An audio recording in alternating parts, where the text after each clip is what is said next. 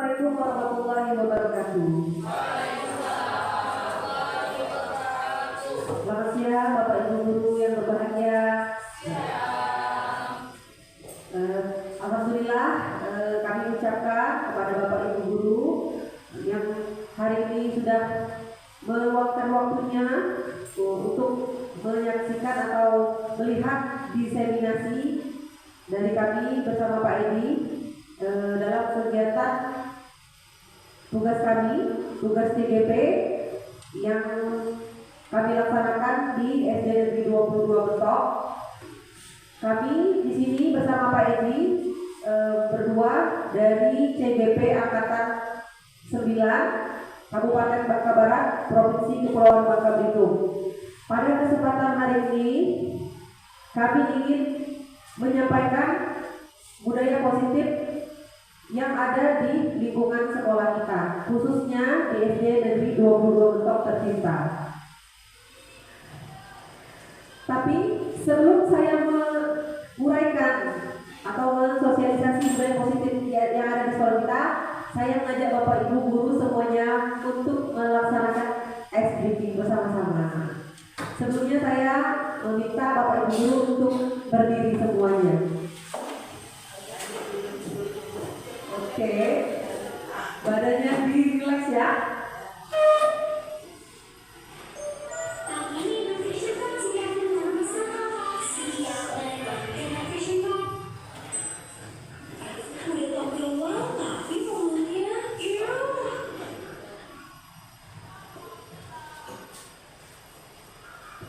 Oke, siap semua?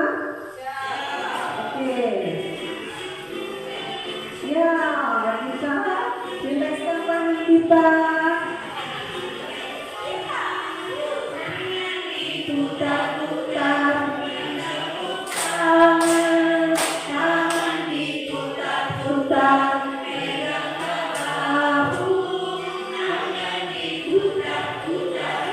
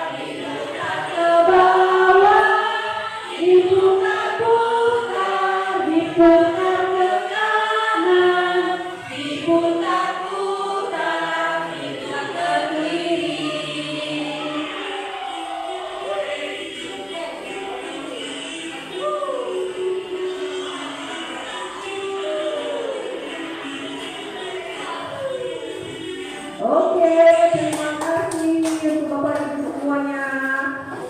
Keren sekali ya gerakannya.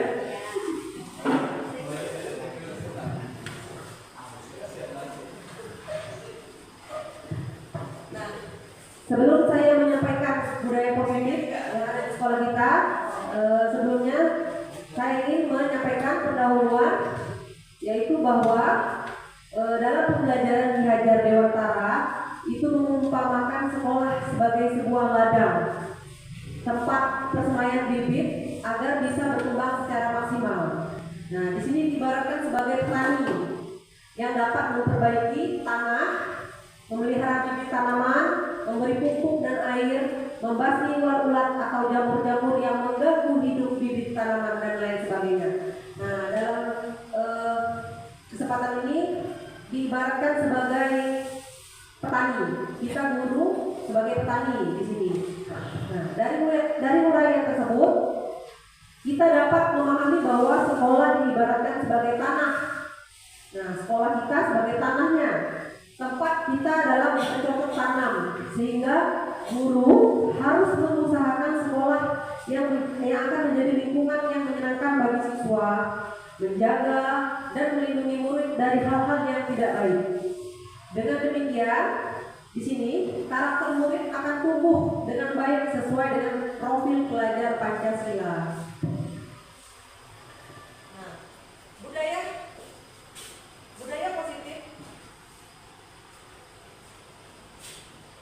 positif di lingkungan sekolah yang akan disampaikan oleh Pak Edi.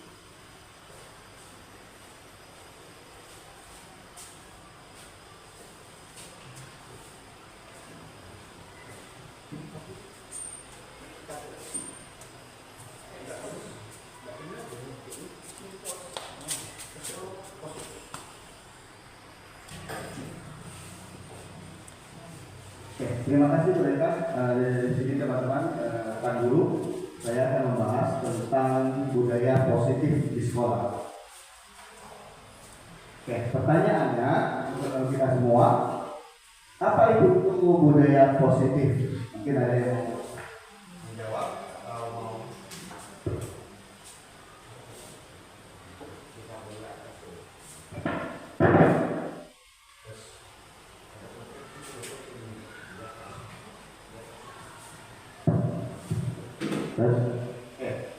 teman-teman rekan guru yang lain, apa itu budaya positif? Mungkin ada yang mau menjelaskan menurut versi Bapak Ibu sekalian, apakah itu dinamakan budaya positif? Boleh? Oke, Pak Istri, apakah itu budaya positif menurut Pak Istri? Kebiasaan hal-hal yang baik. Dari Pak Istri adalah budaya positif itu adalah pembiasaan hal-hal positif. Dari Ibu Erni, segala sesuatu yang dihasilkan oleh anak-anak kita yang berpositif. segala sesuatu yang dilakukan oleh hal-hal anak kita yang berpositif. Nah, ini dinamakan budaya positif, ya, adalah versi kita sebagai guru-guru. Lalu, apakah di sekolah kita sudah tercipta budaya positif? Apakah kita? Ya, contohnya banyak Bu ya. Salah satunya kita selalu kalau masuk ke kelas kita pasti baris, saling ke guru. Ya, ini salah satu budaya positif yang telah tercermin di sekolah kita. Oke, lanjut. Nah, budaya positif ini merupakan perwujudan dari nilai-nilai kebajikan atau keyakinan universal yang diterapkan di sekolah yang sudah kita terapkan tadi. Lalu selama ini barangkali kita sebagai guru merasa berkewajiban mengontrol perilaku siswa agar memiliki perilaku sesuai yang guru harapkan. Perwujudannya, guru sering memberikan hukuman kepada siswa yang melakukan kesalahan dan memberikan imbalan atau penghargaan terhadap perbuatan baik yang dilakukan siswa. Nah, ini yang sering kita lakukan. Lalu di sini ada konsep inti dari budaya positif.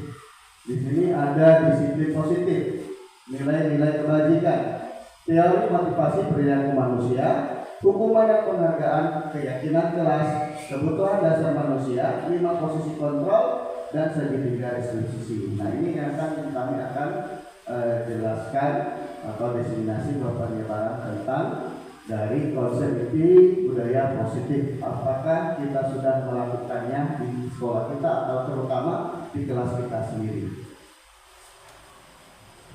Nah, di sini akan disiplin positif akan dijelaskan oleh Ibu Eka. Ya, baiklah Bapak Ibu, di sini saya akan menjelaskan disiplin positif. Nah, yang ini menjadi pertanyaan kita yaitu ketika kita mendengar kata disiplin, apa yang terbayang di benak Bapak Ibu? Atau apa yang terlintas di pikiran Bapak Ibu ketika kita mendengarkan kata disiplin? Aturan. Ya, aturan. Harus dilakukan. Aturan atau sesuatu yang harus dilakukan, dilaksanakan. Ya, tata tertib, disiplin. Artinya harus kita laksanakan disiplin. Nah, disiplin positif berasal dari bahasa Latin yaitu disiplina yang artinya belajar. Kebanyakan orang akan menghubungkan kata disiplin dengan tata tertib seperti yang Ibu Elis katakan tadi, teratur dan kepatuhan terhadap peraturan. Nah, kata disiplin juga sering dihubungkan dengan hukuman. Padahal itu sungguh berbeda karena belajar tentang disiplin positif tidak harus selalu memberikan hukuman. Justru itu adalah salah satu alternatif terakhir. Kalau tidak perlu, jangan digunakan sama sekali.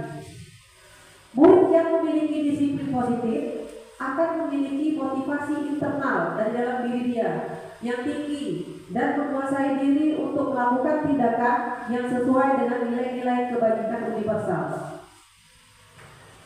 Nah, di sini berhubung dengan budaya positif tadi terkandung juga nilai-nilai universal. Nah, nilai-nilai apa saja yang terkandung dalam universal akan dijelaskan kepada Pak Edi. Kembali lagi nilai-nilai kebajikan universal. Nilai-nilai kebajikan universal di sini adalah sifat-sifat positif manusia yang merupakan tujuan yang ingin dicapai setiap individu. Individu tersebut bersifat universal dan lintas bahasa, suku, bangsa, agama maupun latar belakang. Setiap perilaku atau perbuatan memiliki suatu tujuan. Ini yang disampaikan oleh Dr. William Lesser pada teori kontrol pada tahun 1900 bermanfaat. Dengan menaikkan nilai-nilai kebajikan yang diyakini seseorang, maka motivasi intrinsiknya akan terbangun sehingga menggerakkan motivasi dari dalam untuk mencapai tujuan mulia yang diinginkan. Ini pendapat dari Diana dosen pada tahun 1998. Ini mengenai dengan nilai-nilai kebajikan pengertiannya. Lalu contoh nilai-nilai kebajikan di diskusi atau organisasi. Di sini ada profil pelajar Pancasila, ada Ibu Prioritas Program atau PIV. Di profil pelajar Pancasila, contoh nilai kebajikannya yaitu beriman dan bertakwa kepada Tuhan Yang Maha Esa, berakhlak mulia, berkebinekaan global, gotong royong, mandiri, kreatif, dan bernalar kritis. Sedangkan di PIV, toleransi, rasa hormat, integritas, mandiri, menghargai, antusias, empati, keingin-tahuan, kreativitas, kerjasama, percaya diri, dan komitmen. Lalu di dalam keterampilan hidup dapat dipercaya, lurus hati, pendengar yang aktif, tidak merendahkan orang lain, memberikan yang terbaik dari diri. Lalu ada di Seven Essential Virtues, empati, suara hati, frontal diri, rasa hormat, kebaikan, toleransi, dan keadilan. Nah, di sini ada proyek-proyek nilai kebajikan. Ada namanya keterseraan, kebersihan, komitmen, belas kasih, percaya diri, belas kasih, dan bertujuan dengan rasa. Ini adalah proyek-proyek yang bisa rekan-rekan guru bisa baca sama-sama. Lanjut. Lalu kita akan bahas tentang teori motivasi perilaku manusia yang akan dilanjutkan oleh Ibu Eka. Baiklah, dari nilai-nilai positif yang tadi yang sudah dijelaskan oleh Pak Edi, nah kita akan membahas tentang motivasi, teori motivasi manusia. Nah, pertanyaannya, sebagai seorang guru, saat atau Bapak Ibu guru hadir mengajar di kelas tepat waktu, biasanya motivasi apa yang mendasari Bapak Ibu guru untuk hadir ke sekolah tepat waktu? Nah, biasanya dari kita masing-masing punya motivasi. Ketika dari rumah pergi ke sekolah terus datangnya tepat waktu, itu biasanya termotivasi karena apa? Karena ya dari Bu Elis termotivasi untuk datang tepat waktu agar anak menjadi lebih semangat ya, melihat memberi contoh. Ketika gurunya sudah datang, anak-anak wah merasa ada contoh ya untuk diteladani. Mungkin Bapak Ibu guru lain ada motivasi dari dalam dirinya ketika mau berangkat ke sekolah untuk mendidik anak muridnya. Pak Rizka? Kalau saya sih begini, misalkan segala sesuatu untuk perilaku itu diawali dari disiplin. Segala sesuatu yang harus kita lakukan untuk menanamkan karakter pada siswa itu adalah disiplin. Dengan disiplin otomatis kita harus memulai dari kita sendiri. Karena konsep belajar anak sekarang ini kebanyakan dari melihat dan mendengar. Jadi ketika mereka itu melihat kita datang lebih awal, maka mereka akan terpacu. Kemudian ada lagi misalnya kita memberikan penghargaan seperti yang dilakukan. Kalau siapa yang pertama datang itu akan mendapatkan porsi nomor 1, maka itulah memberikan motivasi mereka untuk kita akan sekolah. Itu yang saya lakukan. Ya, terima kasih Pak Rizka. Itu motivasi dari dalam diri Pak Rizka ketika ingin berangkat ke sekolah ya, datang pagi terus menyambut anak di gerbang Pak ya. Ketika anak tiba di sekolah, nah itu membuat anak jadi termotivasi untuk melaksanakan pembelajaran di sekolahnya. Apakah Bapak Ibu datang tepat waktu karena tidak ingin ditegur oleh atasan dan kemudian mendapat surat peringatan, atau Bapak Ibu ingin mendapatkan pujian dari atasan dan mendapat penghargaan sebagai karyawan atau guru berprestasi, seperti mendapatkan imbalan atau penghargaan dari orang lain? Atau juga Bapak Ibu guru ingin menjadi orang yang menghargai waktu, menghargai diri sendiri sebagai teladan bagi murid-murid? Karena Bapak Ibu percaya tindakan Bapak Ibu sebagai guru akan dicontoh oleh murid-murid Anda. Nah, kira-kira yang mana?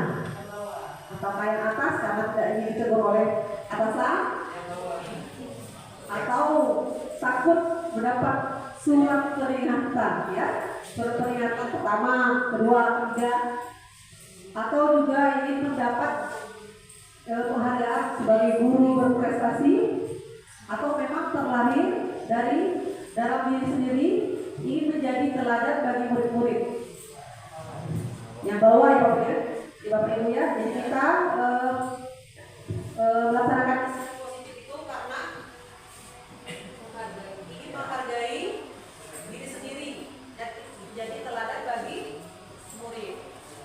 Karena kita percaya sedangkan kita akan menjadi contoh bagi siswa-siswa kita. Nah, dari disiplin positif yang tadi sudah kita uraikan, nah di sini ada menurut Diana Dawson teori motivasi perilaku manusia. Yang pertama tadi, seseorang manusia melakukan disiplin positif itu dikarenakan untuk menghindari ketidaknyamanan atau hukuman. Nah, yang menjadi pertanyaan atas itu yaitu apa yang akan terjadi apabila saya tidak melakukannya. Nah, atas pertanyaan yang pertama ini itu termasuk ke dalam motivasi eksternal, yaitu motivasi karena yang terjadi dari luar diri kita, bukan dari dalam kita, yaitu karena untuk menghindari ketidaknyamanan atau hukuman. Nah, yang kedua itu motivasi diri karena untuk mendapatkan imbalan dari orang lain atau institusi, seperti mendapatkan penghargaan atau sebagai guru teladan tadi. Nah, itu termasuk ke dalam motivasi eksternal juga dari luar. Nah, yang ketiga inilah Bapak Ibu yang perlu kita laksanakan, yaitu motivasi dari dalam diri sendiri, yaitu motivasi internal untuk menghargai diri sendiri.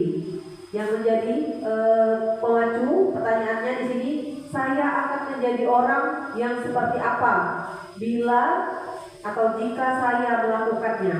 Nah, itu masuk ke dalam motivasi internal yang terjadi dalam diri kita sendiri, ya. Nah, kalau yang eksternal ini dari luar diri, nah kurang baik Bapak Ibu untuk diri kita. Nah, yang baiknya untuk diri kita yang ketiga, untuk menghargai diri sendiri, bukan karena ketidaknyamanan atau hukuman atau ingin mendapatkan penghargaan dari orang. Yang ketiga ini yang harus kita laksanakan untuk menghargai diri sendiri, motivasi internal. Nah, terkait atas disiplin positif yang kita lakukan tadi, nah biasanya ada hukuman, konsekuensi, dan restitusi terdapat di dalamnya. Nah, untuk itu akan dijelaskan oleh Pak Edi. Oke, hukuman dan restitusi tadi di sini kita bisa sama-sama baca ya. Ada identitas gagal baik dari hukumannya dan identitas sukses dari disiplin, itu ada konsekuensi dan restitusinya. Kita bisa baca sama-sama ya. Ada yang negatif dan netral atau positifnya. Salah satunya, contohnya itu sesuatu yang menyakitkan harus terjadi, dan konsekuensinya adalah sesuatu harus terjadi, restitusinya adalah merupakan pilihan. Nah, ini bisa kita baca sama-sama. Lanjut. Lalu kita akan mencari di sini tindakan guru apabila kita akan menulis apakah ini sebuah hukuman atau suatu konsekuensi. Ya, ini akan kita cari sama-sama, diskusikan bersama. Yang pertama yaitu mencatat 100 kali di halaman buku kalimat, saya tidak akan terlambat lagi karena terlambat ke sekolah. Nah, ini menurut Bapak Ibu, apakah konsekuensi atau hukuman? Hukuman. Oke. Kedua, lari mengelilingi lapangan basket 2 kali karena terlambat hadir di sekolah. Hukuman atau konsekuensi? Hukuman. Lalu, murid diminta untuk push up 15 kali karena tidak menggunakan masker ke sekolah. Hukuman. Menggantikan kertas tugas teman yang telah dicoret, hukuman atau konsekuensi? Konsekuensi. Membersihkan tumpahan air di meja tulis karena tersenggol pada saat belajar. Dan konsekuensi murid disuruh untuk mengenakan sepatu seharian di sekolah karena tidak mengenakan sepatu hitam. Konsekuensi hukuman? Hukuman. Oke. Nanti kita akan lihat jawabannya sama-sama ya, ya. Lalu yang terakhir, lari mengelilingi lapangan basket 2 kali karena terlambat 10 menit untuk pelajaran PJOK. Hukuman. Oke, nah kita lihat jawabannya sama-sama ya. Nah, yang pertama tadi benar, hukuman. Iya benar. Nah, yang kedua tadi juga hukuman. Lalu ketiga hukuman, keempatnya menggantikan itu konsekuensi. Kelimanya membersihkan tumpahan itu konsekuensi. Lalu murid disuruh itu hukuman, dan lari mengelilingi lapangan basket 2 kali karena terlambat itu konsekuensi. Nah, ini adalah bentuk dari konsekuensi ataupun hukuman dari tindakan guru. Nah, terus ada namanya dihukum oleh penghargaan menurut Allen Fowler di Punishment by Rewards di tahun 1993. Penghargaan tidak efektif. Suatu penghargaan adalah suatu benda atau peristiwa yang diinginkan yang dibuat dengan persyaratan. Hanya jika Anda melakukan hal ini, maka Anda akan mendapatkan penghargaan yang diinginkan. Ini adalah suatu timbal balik yang ingin kita inginkan. Jadi kita melakukan sesuatu, kita mendapatkan rewardnya. Jadi ini yang dinamakan penghargaan. Lalu jika saya mengharapkan suatu penghargaan dan tidak mendapatkannya, maka saya akan kecewa dan berkecil hati. Serta kemungkinan kali saya tidak akan berusaha sekeras sebelumnya. Jadi adalah suatu perasaan kekecewaan. Apabila kita sudah melakukan sesuatu yang terbaik tetapi tidak mendapatkan penghargaan, maka kita tidak akan mau melakukannya lagi karena tidak ada penghargaan ataupun yang reward yang kita terima. Ketiga, jika kita memberikan seseorang suatu penghargaan untuk melakukan sesuatu, maka kita harus terus-menerus memberikan penghargaan itu. Jika kita ingin orang tersebut meneruskan perilaku yang kita inginkan, jadi sesuatu dorongan. Jadi biar anak atau orang atau anak yang kita ini supaya mau melakukannya terus-menerus. Dan apabila kalau kita tidak memberikan reward tersebut, maka dia tidak akan melakukannya lagi. Ini dinamakan dari penghargaan itu tidak efektif. Ya. Nah, ada namanya penghargaan itu merusak hubungan. Di sini ada 4 contoh. Yang pertama, ketika seorang diberikan penghargaan atau dipuji di depan orang banyak, maka yang lain akan merasa iri dan sebagian dari mereka akan tidak menyukai orang yang diberikan penghargaan tersebut. Nah, ini yang kita jumpai ya. Jadi seorang apabila diberikan penghargaan di depan umum, ya, ada sebagian yang iri, maka dia akan membenci orang yang mendapatkan penghargaan itu. Nah, ini dinamakan penghargaan dapat merusakkan sebuah hubungan. Lalu kasus kedua, jika seorang guru sering memberikan penghargaan kepada murid-muridnya, besar kemungkinan murid-murid itu termotivasi hanya untuk menyenangkan gurunya saja, dan mereka tidak bersikap jujur kepada guru tersebut. Lalu mereka artinya melakukan sesuatu hal yang positif itu hanya karena ada penghargaan yang diberikan oleh gurunya. Jadi bukan memang dari hati anak didik kita yang melakukannya. Jadi ini dapat merusak hubungannya. Lalu penghargaan menciptakan persaingan di dalam kelas, dan persaingan menciptakan kecemasan. Ini yang sering terjadi ya, apabila kita memberikan suatu penghargaan ataupun reward kepada anak-anak, jadi anak-anak itu bersaingnya tidak sehat lagi ya. Terakhir, mereka yang percaya bahwa tidak memiliki kesempatan untuk mendapatkan penghargaan akan berhenti mencoba, benar ya. Apabila yang mendapatkan penghargaannya orang-orang itu saja atau anak-anak itu saja, yang lain akan merasa sudah saya tidak akan mendapatkan penghargaan itu. Jadi ini yang dinamakan penghargaan dapat merusakkan hubungan, baik hubungan dari guru ke anak maupun anak ke anaknya ataupun guru sama-sama guru. Jadi penghargaan itu tidak terlalu efektif dan dapat merusak hubungan. Terus ada namanya penghargaan menghukum. Penghargaan hukum, mereka tidak mendapatkan penghargaan, misalnya dalam sistem ranking. Mereka yang mendapatkan ranking kedua akan merasa paling dihukum, karena memang ada yang ranking 1 ya, karena mereka kenapa saya tidak ranking pertama? Karena dia merasa dirinya dihukum, ya, hanya ranking 2 misalnya. Lalu memberikan penghargaan dan hukuman adalah hal yang sama, karena keduanya mencoba mengendalikan perilaku seseorang. Benar. Jadi kalaupun kita memberikan hukuman, ya, ataupun memberikan pujian ataupun reward kepada anak, ini hanya mengendalikan dia saja, mengendalikan dia supaya untuk baik ataupun untuk belajar untuk baik, ya. Jadi tidak bukan dari hati anak diri itu sendiri. Karena orang pada dasarnya tidak suka dikendalikan dalam waktu yang lama, penghargaan akan terlihat sebagai hukuman. Jadi kelama-lamaan penghargaan atau reward yang kita berikan itu hanya sebagai hukuman saja, supaya dia terus melakukan, anak ini melakukan kegiatan yang baik terus. Jadi dia bukan memang dari hatinya. Dan terakhir, jika suatu penghargaan diharapkan namun Anda tidak mendapatkannya, Anda akan merasa dihukum. Benar. Jadi kalau kita sudah dijelaskan dari awal itu, apabila kita melakukan sesuatu hal dan tidak mendapatkan penghargaan, namun kita akan merasa seperti dunia tidak adil kepada kita, ya. Jadi merasa kita yang teraniaya ataupun kita yang dihukum. Nah, dari ini kita akan melakukan lanjut ke keyakinan kelas yang akan dilanjutkan oleh Ibu Eka. Baiklah, apa yang disampaikan Pak Edi tadi benar ya. Jadi menghukum anak itu sudah tidak ada lagi di zaman sekarang ya. Kalau zaman kita sekolah itu sering sekali mendapatkan hukuman. Tidak buat PR, dihukum lari. Tidak buat PR, dicuci WC. Sekarang tidak boleh lagi ada kata-kata untuk menghukum. Jadi tidak ada lagi hukuman untuk anak. Apalagi dulu sering zaman kita masih sekolah disuruh cuci WC. Nah, jadi sampai sekarang image WC itu di benak tuh kotor, ya.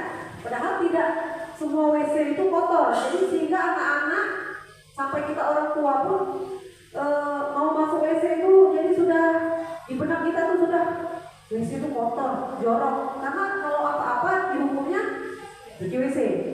Emang ada apa dengan WC? Kenapa tidak yang lainnya misalnya kan? Selalu mencuci WC. Jadi anak-anak terlihat jijik, tidak mau untuk mencuci WC karena kesannya WC itu sudah jorok, kotor. Nah, jadi tidak boleh lagi mencuci WC, misalnya apa. Jadi hukuman itu tidak ditiadakan lagi kalau bisa, Bapak Ibu ya. Nah, untuk meniadakan hukuman itu kita melaksanakan yaitu keyakinan kelas. Nah,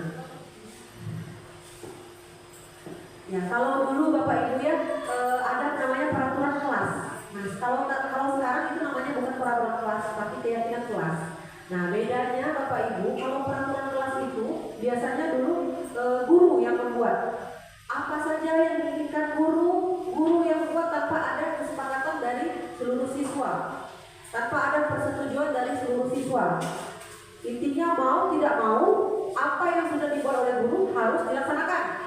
Kalau tidak salah satu yang tidak dilaksanakan, kembali lagi biasanya ke hukuman. Nah, kalau sekarang bukan peraturan kelas lagi, tapi keyakinan kelas. Nah, pertanyaan, mengapa keyakinan kelas? Kenapa tidak peraturan kelas saja? Nah, seperti yang sudah saya jelaskan tadi, kalau peraturan kelas itu guru saja hanya sepihak tanpa ada persetujuan mau atau tidak maunya siswa harus melaksanakan. Nah, sekarang kalau keyakinan kelas atas kesadaran diri dia, setiap siswa kita yang ada di kelas itu punya keinginan, punya cita-cita yang ingin mereka impikan atas kelas dia sendiri. Nah, dia punya apa, kita terima. Apa cita-cita dia, apa keyakinan kelas dia. Nah, ya di sini kita akan melihat cara membuat keyakinan kelas.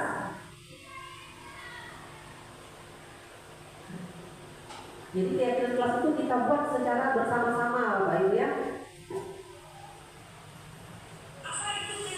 Nah, jadi kita di sini menjelaskan kepada anak dulu, apa itu keyakinan kelas. Nah, kita jelaskan kepada anak apa sih nak perbedaan antara keyakinan kelas dan peraturan kelas. Bu, ada anak yang berpikir kritis, dia bertanya apa Bu peraturan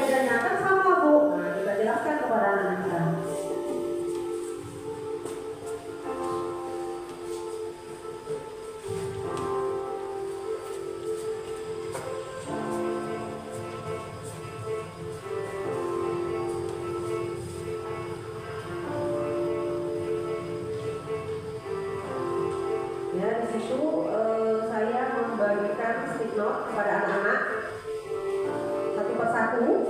Nah, di situ anak-anak akan menuliskan keyakinan kelas apa saja yang mereka inginkan. Tentunya masing-masing dari anak-anak kita itu berbeda yang diharapkannya. Nanti semuanya akan kita tampung. Misalnya jumlah siswanya ada 30, 30 lah kita tampung keyakinan kelas dari mereka.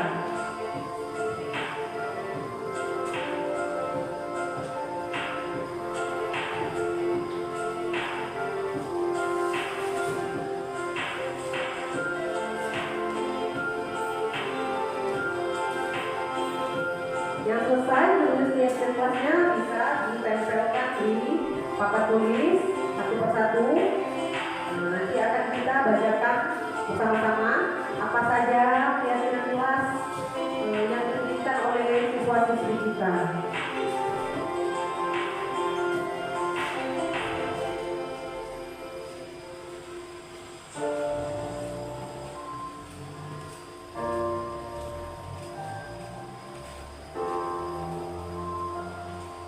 Biarkan saja mereka mau tulis apa gitu ya, biarkan saja. Keyakinan kelas di sini yaitu keyakinan kelas yang menggunakan kata-kata positif. Jadi dilarang menggunakan kata-kata negatif dalam membuat keyakinan kelas. Hindari kata-kata negatif.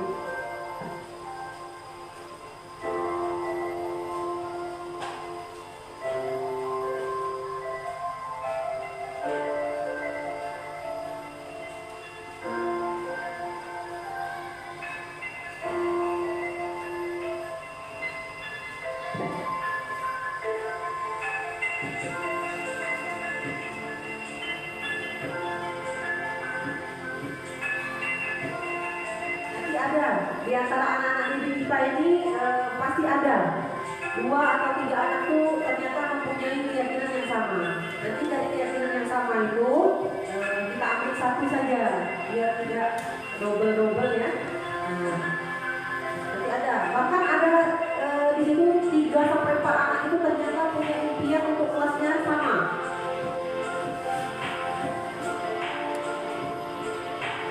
Nah, setelah kita tulis semua paparannya, di situ jumlah siswa kita 27, jadi 27 anak kita tulis semua, kita jabarkan satu persatu. Yang sama kita ambil satu saja.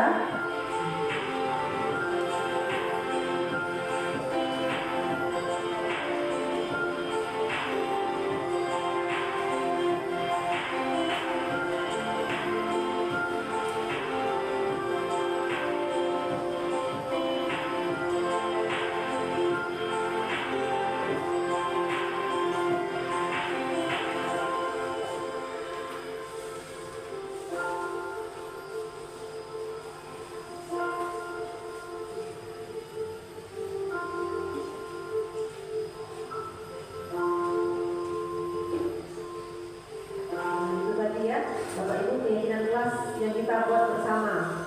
Artinya mereka sepakat atas keputusan yang sudah dibuat secara bersama. Nah, jadi untuk menerapkan budaya positif atau disiplin positif yang mulai dari kelas kita melaksanakan yang pertama itu membuat keyakinan kelas.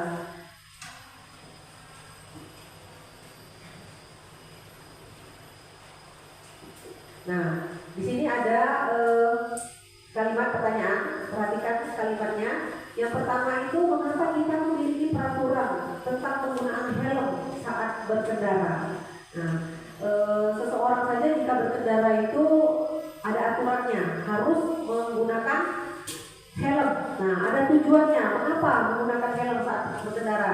Agar agar menjaga keselamatan. Kemudian mengapa ada peraturan dilarang merokok di sekolah? Karena apa? Mengapa ada peraturan dilarang merokok di sekolah? Karena merokok itu bisa merusak kesehatan, pernapasan ya. Nah, begitu juga di sekolah kita ada peraturan tentang kelas kita sendiri. Nah, nilai-nilai dari keselamatan tadilah atau kesehatan tadilah yang dilarang merokok di sekolah, harus berkendara menggunakan helm, itulah yang kita sebut sebagai keyakinan. Nah, keyakinan di situ yaitu nilai-nilai kebaikan universal yang disepakati secara tersirat maupun tersurat. Lepas dari latar belakang, suku, negara, bahasa maupun agama. Murid-murid pun demikian. Mereka selalu mendengarkan dan memahami arti sesungguhnya tentang peraturan-peraturan yang diberikan. Apa saja nilai-nilai kebaikan di balik peraturan tersebut, dan tentunya semua peraturan yang dibuat itu ada tujuan utamanya. Setiap tindakan atau perilaku yang kita lakukan di dalam kelas itu dapat menentukan terciptanya sebuah lingkungan yang positif. Perilaku warga kelas kita, siswa kita, menjadi sebuah kebiasaan. Jadi setiap hari dilaksanakan itu akan menjadi sebuah kebiasaan, ya, habit, yang akhirnya membentuk sebuah budaya yang positif. Dalam mewujudkan perilaku warga sekolah yang memiliki budaya positif, hal pertama yang perlu diciptakan dan disepakati adalah membuat keyakinan, seperti tadi ya Bapak Ibu, atau membuat prinsip dasar bersama di antara para warga kelas untuk mendapatkan nilai-nilai yang disepakati bersama. Jadi itu hal pertama yang mendasari yang kita lakukan. Nah, suatu keyakinan akan lebih memotivasi seseorang dari dalam atau memotivasi secara intrinsik. Nah, ini tadi yang intrinsik inilah yang baik untuk diri kita, ya. Seseorang akan lebih tergerak dan bersemangat untuk menjalankan keyakinannya daripada hanya sekedar mengikuti serangkaian peraturan yang mengatur mereka harus berlaku begini atau begitu, yang membuat ketidaknyamanan dan kesepakatan. Karena memang manusia itu pada dasarnya tidak mau dipaksakan. Keyakinan kelas merupakan metode, ya, suatu cara untuk menimbulkan kembali disiplin positif yang didasari oleh motivasi dari dalam diri. Nah, melalui proses curah pendapat, pada akhirnya kita sepakati bersama.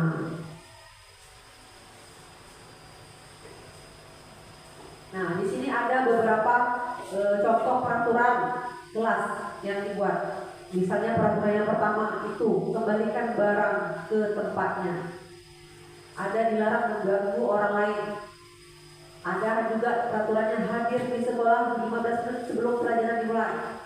Dilarang melakukan kekerasan, dilarang menggunakan narkoba, serta bergantian atau menunggu giliran. Nah, kira-kira dari peraturan yang pertama itu kembalikan barang ke tempatnya.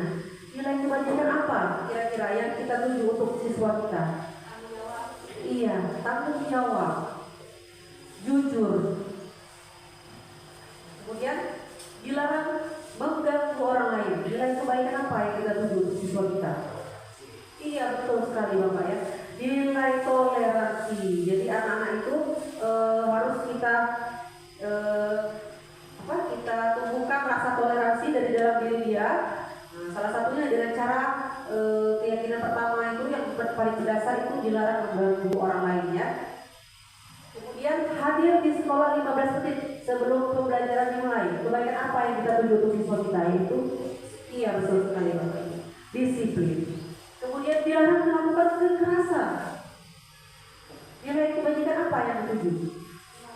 Iya, menghargai juga, ya, toleransi. Kemudian dilarang menggunakan narkoba. Nilai kebaikan apa yang dituju? Iya, tanggung jawab kepada diri sendiri. Kemudian bergantian atau menunggu giliran. Nilai kebaikan yang kita ambil yaitu disiplin, toleransi. Nah, karena dia antri, jadi dia melaksanakan budaya antri. Ya.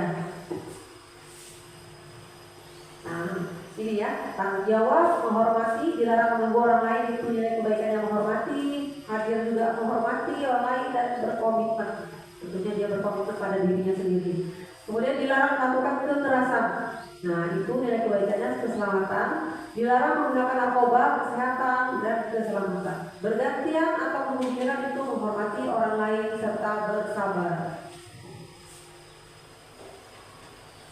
Nah, dalam pembentukan Nah, jadi harus bersifat abstrak.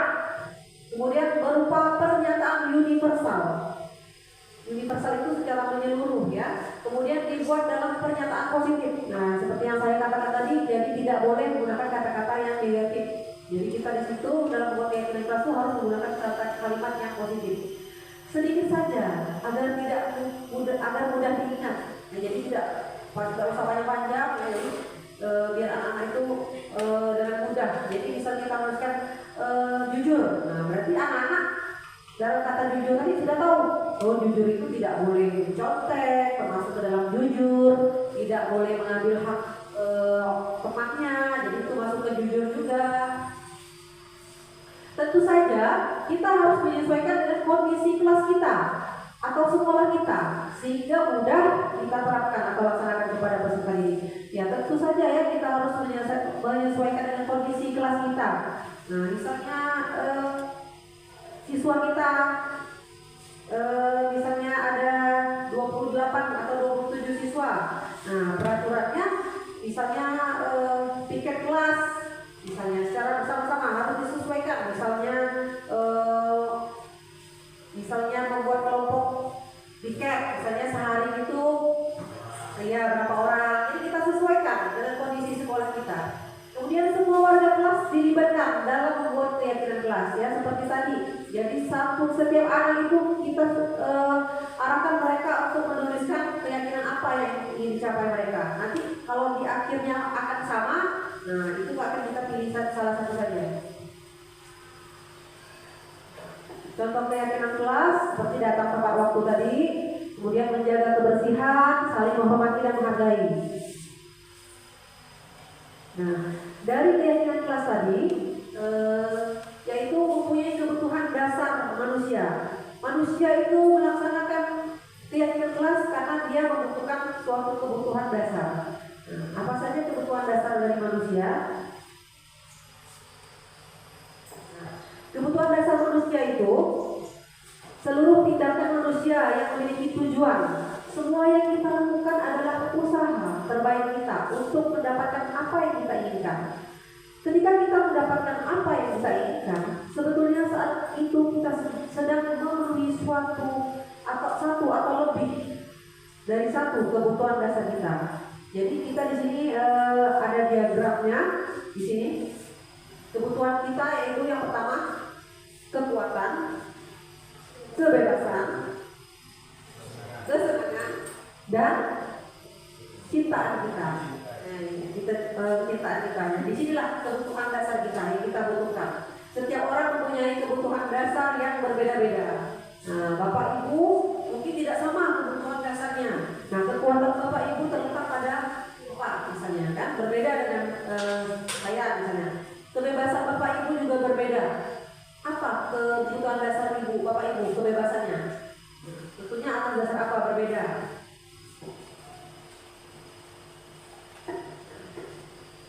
Lima kebutuhan dasar manusia tadi. Yang pertama tadi,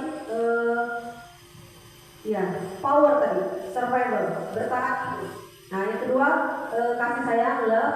Yang ketiga power, penguasaan. Nah, yang keempat freedom, kebebasan. Yang kelima fun, kesenangan. Yang pertama yang akan kita bahas yaitu 5 kebutuhan dasar. Yang pertama kebutuhan untuk bertahan hidup. Nah, yang ini kebutuhannya bersifat fisiologis untuk bertahan hidup. Contohnya kebutuhan kesehatan kita, rumah, dan makanan. Kemudian yang kedua yang kita butuhkan yaitu cinta dan kasih sayang. Kebutuhan untuk memberi dan menerima kasih sayang, dan kebutuhan untuk merasa menjadi bagian dari suatu kelompok. Yang ketiga yaitu kekuasaan. Kebutuhan ini meliputi keinginan untuk dianggap berharga, bisa membuat perbedaan, bisa membuat pencapaian, kompeten, diakui, serta dihormati. Ini meliputi seperti self-esteem dan keinginan untuk meninggalkan pengaruh. Nah, yang keempat, kebebasan, freedom. Nah, kebutuhan akan kemandirian, otonomi, memiliki pilihan, dan mampu mengendalikan arah hidup seseorang. Anak-anak dengan kebutuhan kebebasan yang tinggi menginginkan pilihan, Jadi anak-anak juga punya kebebasan, bisa menentukan pilihan. Mereka perlu bergerak, suka mencoba-coba hal yang baru. Apalagi siswa kita usianya 6 sampai 12 tahun. Memang masih pada tingkatan yang perlu banyak bergerak, suka mencoba-coba, dan suka mencoba hal yang baru dan dianggapnya menarik. Kemudian kesenangan, kebutuhan untuk mencari kesenangan, bermain dan tertawa. Anak-anak dengan kebutuhan dasar kesenangan yang tinggi biasanya ingin menikmati apa yang mereka lakukan. Mereka juga berkonsentrasi tinggi saat mereka bermain. Biasanya mereka anak-anak itu walaupun bermain pada tahap usia sekolah dasar, mereka mempunyai konsentrasi yang tinggi ketika mereka bermain. Bagi mereka bermain itu belajar. Mereka mendapatkan ilmu ketika mereka bermain. Jadi mereka juga bermain itu berkonsentrasi yang tinggi. Nah, di sini kita akan menganalisis sebuah kasus. Nah, tahun ini Dimas genap berusia 17 tahun. Ia senang sekali ketika ayahnya mulai mengajarkan cara menyetir mobil. Setiap akhir pekan ia berlatih menyetir. Ia terlihat senang sekali berlatih sampai akhirnya ia bisa menyetir mobil dengan baik dan lancar. Ketika ibunya bertanya kepada Dimas, apa yang membuat dia ingin menyetir mobil? Ketika jawaban Dimas adalah seperti ini, kebutuhan apa yang ingin dia penuhi? Dia jawab, aku merasa bangga dan keren. Kira-kira dari 5 kebutuhan itu, kebutuhan apa? Dari jawaban dia ingin merasa bangga dan keren. Apakah kebutuhan kebebasan, kebutuhan kecintaan? Kemudian yang kedua, dia kata Pak Is itu fun, ya, menyenangkan. Nah, kemudian yang kedua, biar bisa jalan-jalan naik mobil sama temanku. Nah, itu kebutuhan apa? Fun atau kecintaan? Atau kebebasan? Nah, kemudian yang ketiga, menyetir mobil itu seru. Nah, dari pernyataannya yang menyatakan bahwa menyetir mobil itu ternyata seru. Nah, mari kita lihat bersama. Nah, ternyata aku merasa bangga dan keren itu penguasaan. Dia bilang diriku sudah bisa menyetir mobil. Jadi dia merasa bangga dan keren. Dia penguasaan. Nah, artinya dia bisa melakukan itu. Kemudian biar bisa jalan-jalan naik mobil sama temanku. Nah, dari pernyataan itu kebutuhannya artinya dia butuh kasih sayang dan merasa ingin diterima oleh teman-temannya. Kemudian menyetir mobil itu seru. Nah, seru. Dari kata seru itu artinya dia butuh kesenangan. Nah, seperti itu Bapak Ibu ya. Nah, jadi pertanyaan di sini, apa yang terjadi apabila salah satu atau beberapa kebutuhan anak tidak terpenuhi?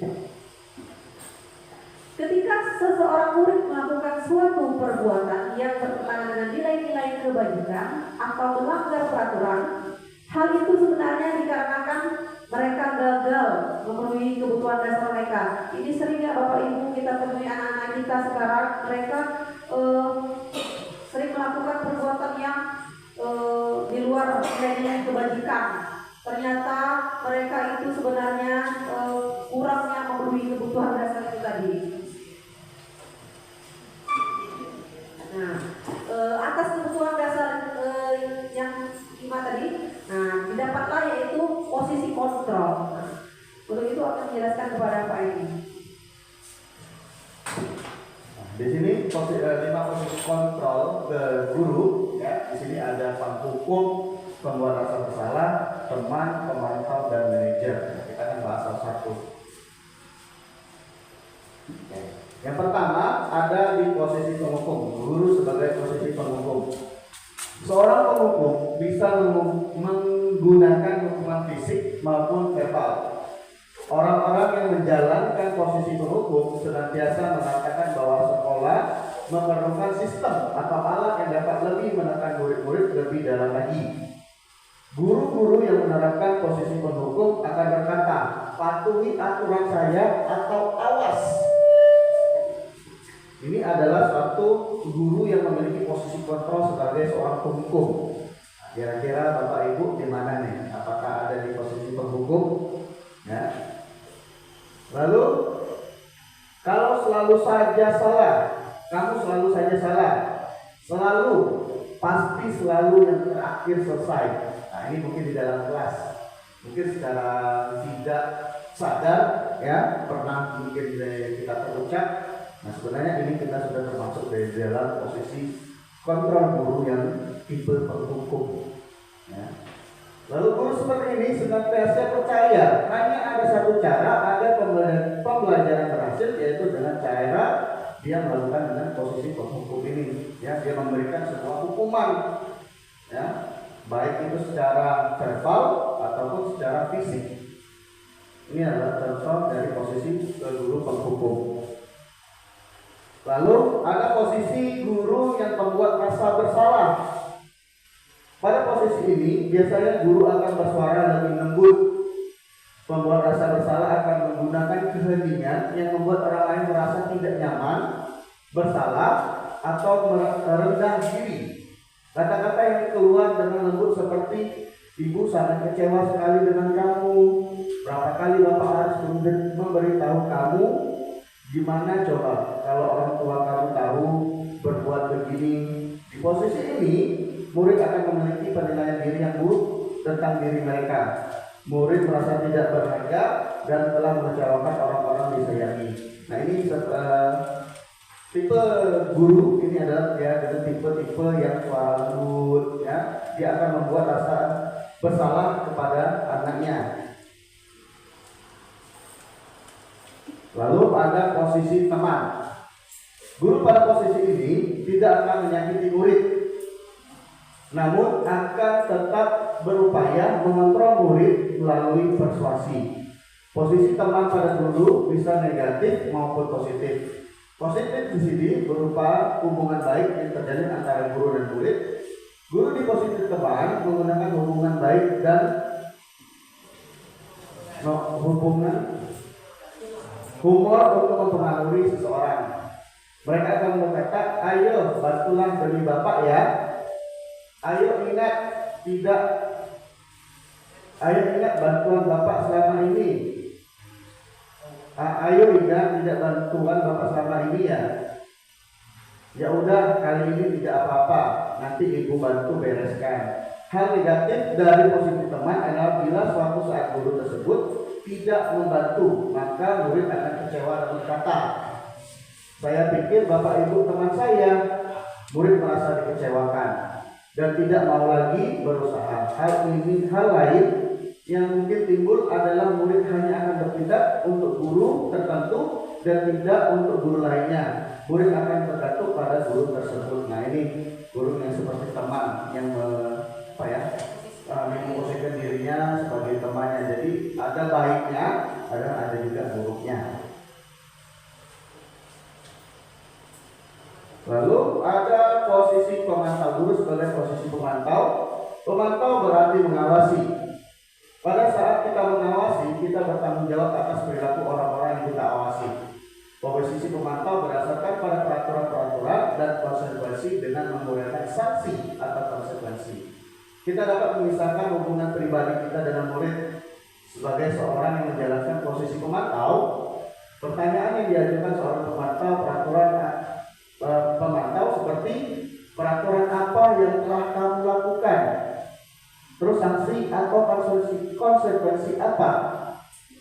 Seorang pemantau sangat mengandalkan perhitungan, catatan, data yang dapat digunakan sebagai bukti atas perilaku seseorang.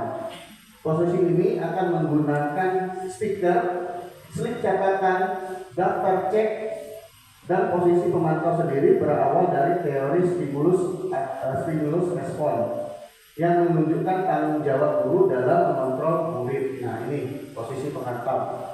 Dia selalu memberikan sebuah catatan-catatan atau stick note kepada anaknya yang melakukan kebaikan ataupun keburukan. Ini sebagai posisi pemantau di kontrol guru. Lalu ada di posisi manajer. Posisi terakhir yaitu manajer adalah posisi di mana guru berbuat sesuatu bersama dengan murid, mempersilakan murid untuk mempertanggungjawabkan perilakunya, mendukung murid agar dapat menemukan solusi atas permasalahannya sendiri. Seorang guru telah memiliki keterampilan di posisi pemantau maupun teman maupun pemantau. Dan dengan demikian bisa jadi di waktu-waktu tertentu kembali kepada kedua posisi tersebut bila diperlukan. Jadi di posisi manajer ini dia memiliki dua posisi yang yaitu posisi teman dan posisi pemantau. Di saat diperlukan dia akan menjadi posisi teman, dan di saat diperlukan dengan kasus yang berbeda maka dia akan menjadi posisi pemantau. Ini di posisi manajer. Lalu namun bila kita mengingatkan murid, kita akan menjadi manusia yang merdeka, mandiri dan bertanggung jawab, maka kita perlu mengacu kepada restitusi yang dapat menjadikan murid kita seorang manajer bagi dirinya sendiri. Di manajer, murid diajak untuk menganalisis kebutuhan dirinya maupun kebutuhan orang lain. Di sini penekanan bukan pada kemampuan maupun konsekuensi, namun dapat berkolaborasi dengan murid bagaimana memperbaiki kesalahan yang ada. Nah, jadi di posisi manajer ini, guru akan memposisikan dirinya sebagai seorang manajer yang bersama-sama dengan anaknya atau muridnya yang akan mencari solusi apabila dia menemukan suatu masalah. Jadi bukan gurunya memberikan solusi, tetapi dia akan berkolaborasi dengan anaknya bagaimana mencarikan solusi dari suatu permasalahan. Ini di dalam posisi kontrol seorang guru manajer. Nah, lanjutan di posisi manajer, seorang manajer akan berkata apa yang kita yakini. Ini berkaitan dengan keyakinan kelas kita tadi, ya. Ini yang berkaitan dengan keyakinan kelas tadi. Kembali ke keyakinan kelas. Apakah kamu meyakininya? Ya, jadi dia guru tipe manajer ini akan selalu mengaitkan dengan keyakinan kelas yang telah dibuat bersama-sama tadi. Jika kamu meyakininya, apakah kamu bersedia memperbaikinya? Nah, ini adalah cara guru untuk memberikan stimulus pada anak untuk dia memberikan cara dia memperbaiki dirinya sendiri. Ini yang dinamakan kolaborasi bersama anak di posisi pemantau. Jika kamu memperbaiki ini, hal ini menunjukkan apa tentang dirimu? Apa rencana kamu untuk memperbaiki hal ini? Nah, ini adalah tugas seorang manajer seorang tugas manajer atau guru yang di posisi manajer, bagaimana dia menstimulus anaknya agar dia dapat menemukan solusi dari masalah anak tersebut. Jadi bukan gurunya yang memberikan solusi, tetapi dia akan bersama-sama dengan anaknya memberikan solusi. Ini di tipe manajer. Tugas seorang manajer bukan untuk mengatur perilaku seseorang. Kita membimbing murid untuk mengatur dirinya. Seorang manajer bukanlah memisahkan murid dari kelompoknya, tetapi mengembalikan murid tersebut ke kelompoknya dengan lebih baik dan kuat. Nah, jadi dia tipe seorang guru tipe manajer ini, dia akan mengembalikan anak tersebut ke dalam kelompoknya dengan yang lebih baik dan lebih kuat lagi. Nah, lalu kita akan simak sebuah video yaitu tentang 5 posisi kontrol ini dan bagaimana prosesnya, ya, ataupun apa perbedaannya antara posisi penghukum, pembuat bersalah dan kelompok manajer tadi. Ya, kita akan lihat. Jauh sekali adalah makan warrior.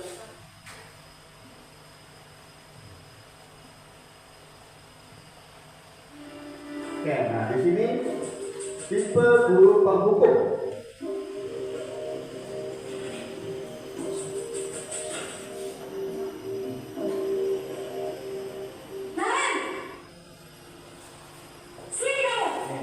Tipe penghukum, guru yang penghukum. Selamat pagi, Bu. Selalu terlambat. Nah, itu kata-kata yang selalu terucap, ya. Terlambat. Maaf, Bu.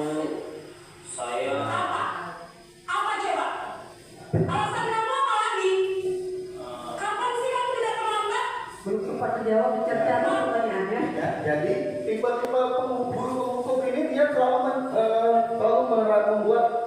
bersalah terus, ya. Dia tidak memberikan kesempatan kepada anaknya untuk menjawab ataupun memberikan alasan, penjelasan, ya, tentang apa kejadian yang terjadi kepada dia, ya. Jadi tiba-tiba menghukum. Nah, yang ini yang perlu kita sebenarnya hindari, ya, sebagai seorang guru. Nah, mungkin secara ini pun tidak sadar kan kita pastilah ini apa secara tidak langsung pernah melakukannya. Nah, ini harus kita hilangkan ataupun kita jauhilah posisi penghukum seperti ini. Kita lanjut ya. Alas sekali ya kamu jadi anak. Saya Dasar pemalas. Gak kapok-kapok sih kamu. Sudah berapa kali terlambat? Sana, kamu keliling lapangan basket 2 kali. Ya. Jadi tipe penghukum ini dia selalu memberikan suatu hukuman, ya, suatu hukuman baik hukuman fisik maupun hukuman verbal. Secara tidak langsung di awal saja dia sudah melakukan hukuman verbal, ya, tanpa memberikan kesempatan si anak ini untuk menjelaskan apa masalahnya dan apa memberikan penjelasan kenapa dia bisa terlambat. Ya, ini tipe penghukum. apa saya harus ke lapangan basket, Bu? Kenapa? Kamu malah ibu. Dia tidak terima dengan tegur. Berani-beraninya jawab. Ya. Sudah terlambat, masih berani jawab nggak? Sekarang keliling lapangan basket 5 kali sekalian. Biar kapok. Cepat. Pergi sana ke lapangan basket.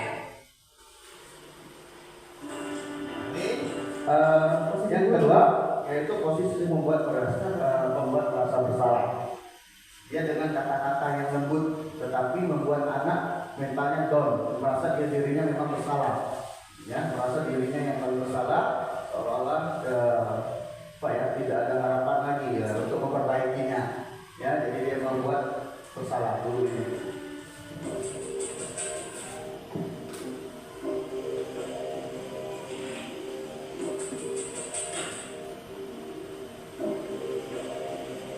Naren,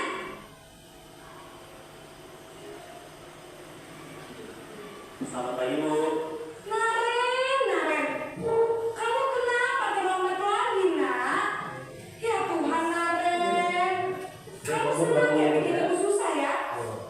Kalau kamu terlambat lagi, nanti ibu yang ditegur bapak kepala sekolah, nak. Ya membelas ya, Sampai ibu tidak bisa kata-katanya mendengar membelas. kamu. Duh, gimana ini? Nah, kita lihat dari sisi anak, ya, bagaimana dia merasa bersalah setelah dengan pernyataan-pernyataan dari ibunya tadi. Inilah yang membuat anak merasa bersalah. Guru tipe ini. Maaf, Bu. Duh, Gusti Naren. Kamu suka ya kalau ibu tegur bapak kepala sekolah? Terus, sekarang ibu harus tulis apa ini di buku absen? Ini kamu sudah sering terlambat loh. Ibu harus apa coba? Maaf, Bu. Maaf sekali. Ya Anak sudah, benar-benar merasa lain bersalah. kali jangan bikin ibu susah lagi anak ya. Ibu tidak akan kuat lagi kalau kamu begini terus. Bisa jantungan kalau ibu tegur bapak kepala sekolah. Sana cepat ke kelas. Maaf ya, Bu. Maaf sekali. Jadi anak-anak benar-benar merasa bersalah di saat itu. Posisi pembuat rasa bersalah berbicara dengan nada tenang. Ini di posisi teman. Dia seperti temannya, ya.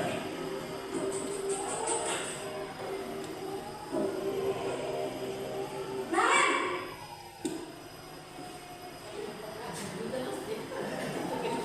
Selamat pagi, Bu. wah sudah jam berapa ini nak? Jadi Selamat sebagai pagi ya seperti teman sayang. dibuatnya, ya. Iya, Bu. Nah. Habis ibu saya lupa bangunkan saya, Bu. Oke, nah secara tidak langsung anak pun merasa dia seperti teman yang sedang berbicara. Ini yang saya bilang tadi, ada sisi positifnya dan ada sisi negatifnya di posisi teman. Jadi posisi teman ini bisa kita memang lebih dekat kepada anak, tetapi negatifnya anak akan lebih seperti apa ya, melunjak, ya, seperti ini teman saya sudah biasa saja lah. Jadi setiap dia akan melakukan kesalahan, karena kita posisi guru sebagai teman, dia tidak terlalu menghiraukan apa perkataan gurunya. Dia selalu seperti menyepelekan apa nasihat dari gurunya. Ini baik buruknya dari posisi kontrol guru sebagai teman. Bu, Kamu malah menyalahkan ibu kamu. Kamu bukannya anak yang larinya paling kencang. Kok terlambat sih? iya Bu, saya memang terlambat banget tadi. Jadi biarpun saya lari kencang, tetap nggak kekejar Bu. Ya sudah sana. Nanti lain kali larinya lebih kencang lagi ya. Biar gak terlambat lagi. Bikin seneng ibu. Demi ibu. Bisa kan? Bisa lah Bu. Ya sudah sana masuk kelas. Ibu beresin urusan absen kamu. Nih, ya. Jadi anak merasa masalah terlambat sekolah ini gampang, jadi gurunya bisa membereskan masalahnya. Ini baik buruknya dari posisi teman. Ya, ada baiknya juga, ada buruknya juga. Kamu ini ada-ada saja. Di posisi penghukum atau monitor tadi, ya.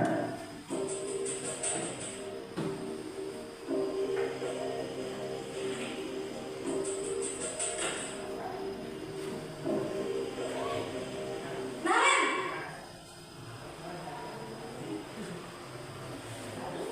Selamat pagi Bu. Naren, apa peraturan sekolah kita tentang jam berapa kita? Di posisi pemantau ini selalu dia mengaitkan dengan peraturan-peraturan yang sudah ada. Ya, dia akan mengingatkan terus peraturan-peraturan itu karena dia seorang pemantau. Ya, dia selalu Harus mengingatkan. masuk sekolah, nak? Kita harus di sekolah jam 7 Bu. Iya betul, sekarang sudah jam 7.20. Naren sudah tahu Dia juga konsekuensinya menjelaskan jika pelanggaran. konsekuensinya. Ya. Paham Bu, saya harus tinggal kelas pas jam istirahat selama 20 menit. Iya benar, konsekuensinya demikian. Jadi nanti jam 9.30 pas istirahat, kamu harus tinggal di kelas, kerjakan tugas paparan untuk ketertinggalan kamu, ya? Baik Bu. Ini posisi pemantau, dia selalu memberikan mengaitkan dengan peraturan-peraturan sekolah. Dia karena dia pemantau dengan catatan-catatan, ya. Ini di posisi manajer.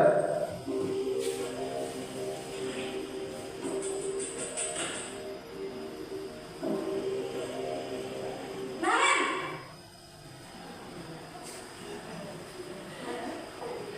Selamat pagi Bu. Selamat pagi Naren. Maaf Bu, saya terlambat. Posisi Ya, pemantau. sekolah masuknya jam 7, sekarang sudah jam Manajer, ya. 7.20. Jadi sekarang bagaimana ini Naren? Nah, jadi di posisi manajer ini gurulah yang memberikan guru akan meminta anak untuk memberikan solusi dari apa yang mereka perbuat atau mereka lakukan.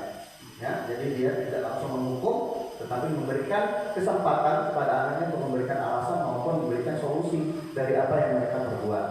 Ini dari posisi manajer. Saya lupa salah saya semalam. Baiklah, menurut kamu, Nah. keyakinan sekolah yang mana yang perlu kamu tingkatkan? Ya, berkaitan dengan keyakinan Orang ini kelas sendiri dan orang lain mungkin ya Bu. Setuju.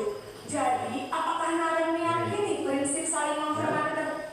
Sering kata-kata ini akan selalu berucap apakah kamu meyakini.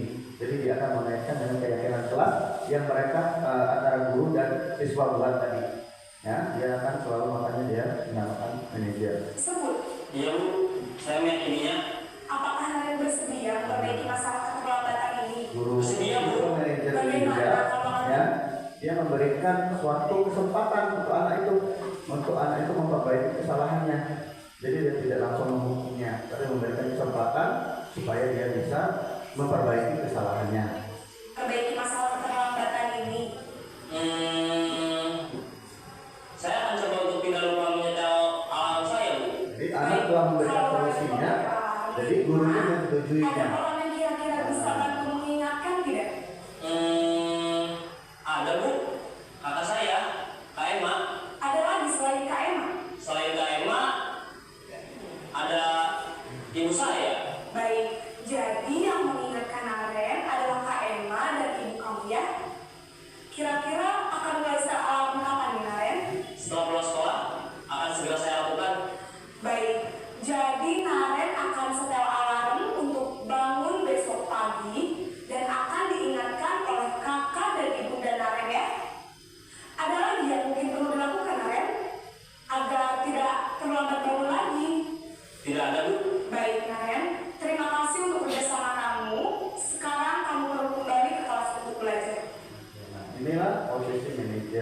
Jadi dia melakukan kerjasama, ya, memberikan kesempatan anak untuk memberikan solusi dari apa yang mereka perbuat. Ya, lanjut.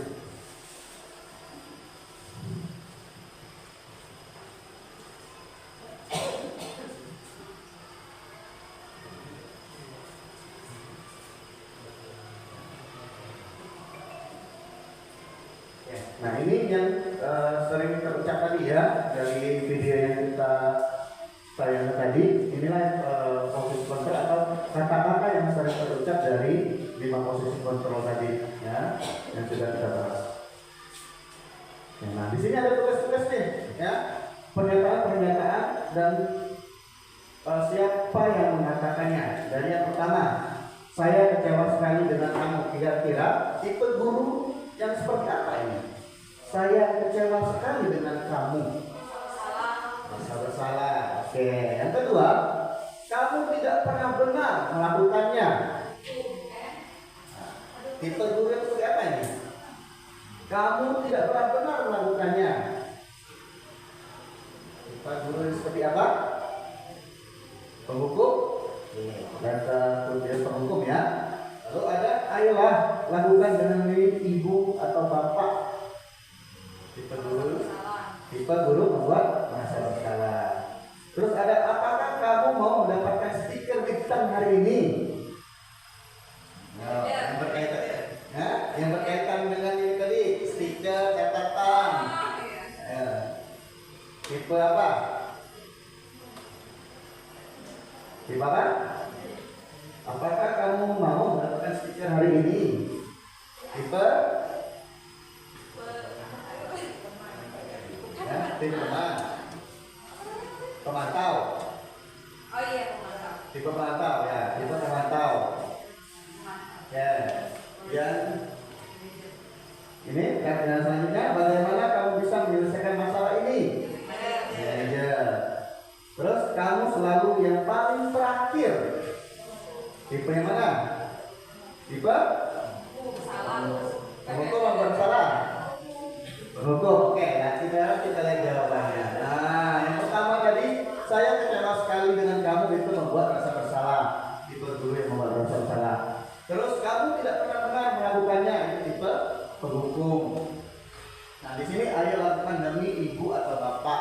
Ini tipenya adalah tipe teman. Ya. Lalu, apakah kamu mau mendapatkan stiker bintang hari ini? Benar, yaitu tipe pemantau. Lalu bagaimana kamu bisa menyelesaikan masalah ini? Tipenya itu manajer. Kamu selalu paling terakhir, itu tipe penghukum. Oke, pertanyaannya sekarang, berada di posisi kontrol manakah bapak ibu sekarang? Ya, kalau mau dijawab di dalam hati saja, takutnya ya. Nah, sekarang refleksi untuk kita semua ya. Refleksi untuk kita semua, bapak ibu semua. Kira-kira tipe kontrol guru seperti apa kita selama ini?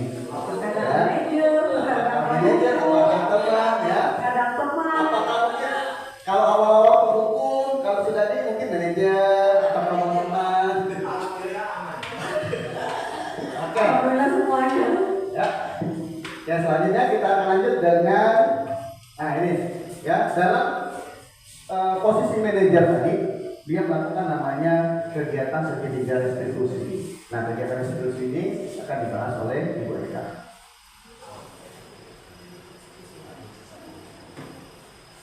Nah, dari posisi kontrol tadi sebagai seorang manajer, ada penerapan yaitu segitiga restitusi. Nah, dalam menyelesaikan masalah, seorang manajer itu keterkaitannya dengan segitiga restitusi, yaitu yang pertama tindakan yang diambil yaitu tindakan menstabilkan identitas. Kemudian tindakan yang kedua itu validasi tindakan yang salah. Yang ketiga menanyakan keyakinan. Nah, restitusi sendiri yaitu proses menciptakan kondisi di mana murid itu memperbaiki kesalahan mereka sehingga mereka bisa kembali pada kelompok mereka dengan karakter yang lebih kuat.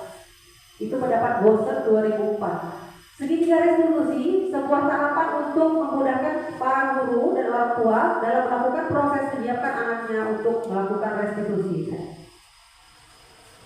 Tahap-tahap dalam restitusi, yang pertama tadi menstabilkan identitas, yaitu kita semua melakukan hal yang terbaik yang bisa kita lakukan. Yang kedua, kita memvalidasi tindakan mereka yang salah. Semua perilaku itu pasti memiliki alasan. Yang ketiga, menanyakan keyakinan. Semua kita memiliki motivasi internal dari dalam diri kita. Nah, menstabilkan identitas di sini bagian dasar dari segitiga yang bertujuan mengubah anak dari orang yang gagal karena melakukan kesalahan menjadi orang yang sukses. Anak yang melanggar peraturan sedang mencari perhatian yang sedang mengalami kegagalan. Nah, dia mencoba memenuhi kebutuhan dasarnya, namun ada benturan. Kalau kita mengkritik dia, maka kita tetap membuatnya dalam posisi gagal.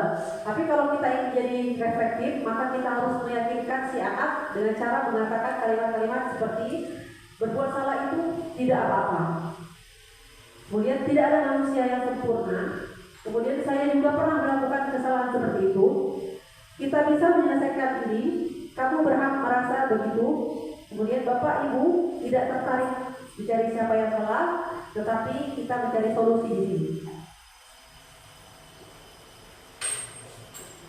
Menurut teori kontrol, semua tindakan manusia baik buruk memiliki maksud atau tujuan.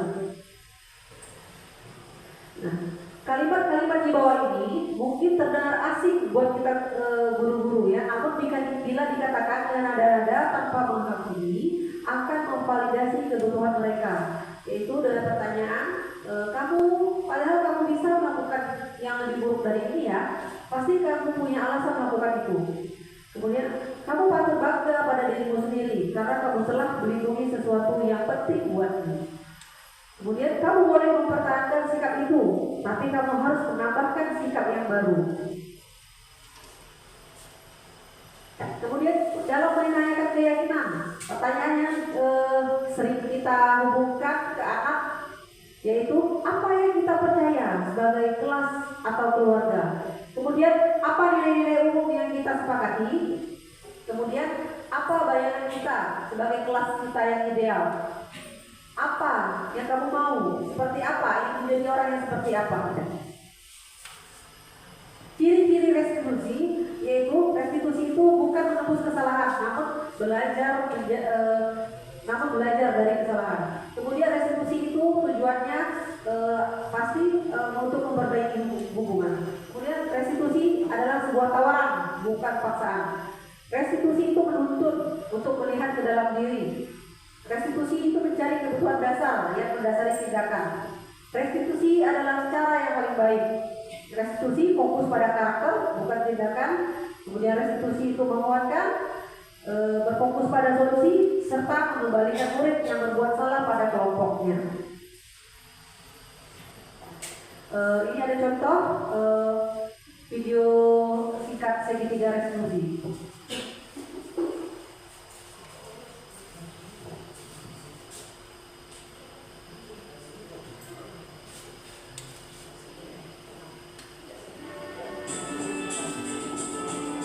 Baiklah Bapak Ibu, ini contoh penerapan segitiga restitusi yang ada di kelas.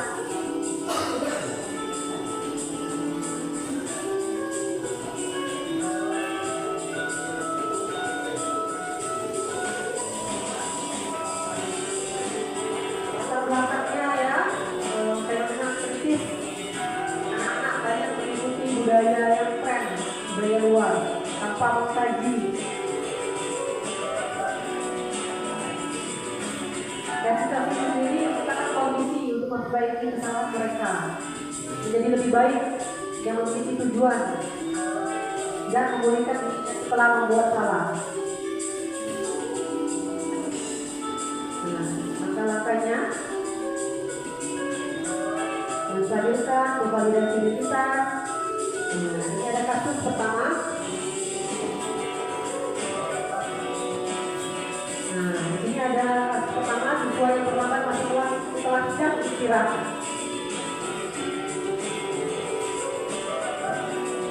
Nah, anak-anak itu di kelas biasanya setelah istirahat itu dia lupa akan jam masuknya ya. Ya, jadi anak-anak yang lain sudah baris, tapi masih terdapat satu anak ternyata belum berada di barisan. Ternyata dia masih jajan di belakang. Oke, nah dia ternyata dengan santainya berjalan membawa sebuah sekap kopi, teman-temannya padahal sudah menunggunya untuk baris.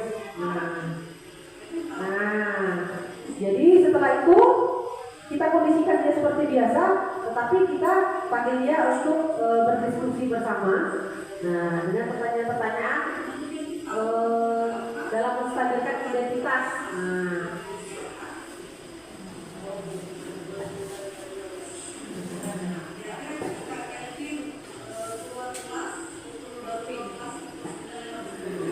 jadi dia kita panggil.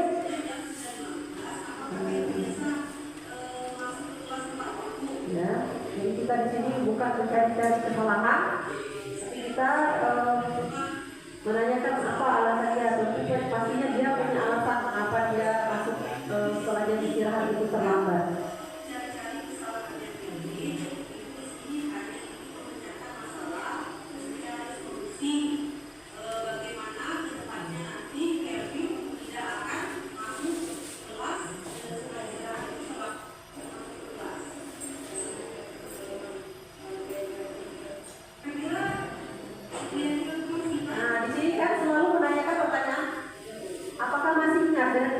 Dengan keyakinan kelas yang sudah kita sepakati bersama.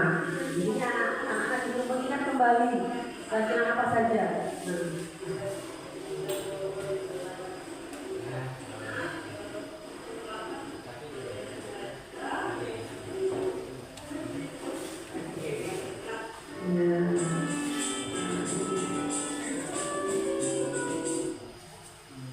Baiklah Bapak Ibu semuanya, itu presentasi dari kami. Lebih kurangnya kami mohon maaf, kepada Allah kami mohon ampun. Terima kasih banyak atas waktu yang Bapak Ibu berikan untuk hadir di sini mendengarkan paparan dari kami. Saya Ibu Eka Purnama dan Bapak Edi. Berterima kasih, mohon maaf apabila ada yang salah. Kami akhiri. Wabillahi taufiq wal hidayah. Wassalamualaikum warahmatullahi wabarakatuh.